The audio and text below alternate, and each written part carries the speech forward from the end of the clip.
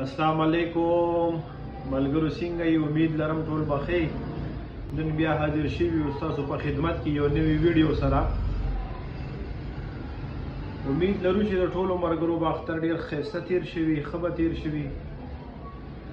چې کوم خلک په بایک باندې ډېر زیات ګرځي، یا د موبایل استعمال ډېر زیات دی، یا په کمپیوټر باندې ډېر زیات کار کوي، یا ټي وي ته ډېر زیات ګوري، د دې سترګې ستړي شي، یا په بایک باندې ګرځي، سترګو کې ګن پروزي، خیرې پروزي، یا عام ګرد و غبار سترګو کې پروزي. جنرال صفایه دپاره ډېر یو ښکلی څیز نن تاسو ته ښایو، کیورین آی ډراپس. چې کوم خلک ګلاسز استعمالوي هغې دپاره ډېر بهترین څیز دی. چې کوم خلک په بایک باندې ډېر ګرځي او خامخا سترګه کې دوړه خوره پروزي، ډسټ پروزي، یا د موبایل استعمال ډېر زیات دی، یا د کمپیوټر لیپټاپ باندې کار کوي، سترګې ستړي کېږي، هغې دپاره نو د دې استعمال دا ډېر ښه څیز دی.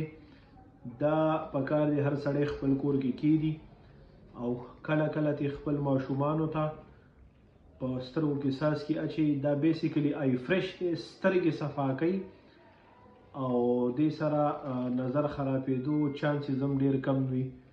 ډېر ښه څیز دی. موږ وایو چې دا انفارمیشن موږ تاسو ته درکړو.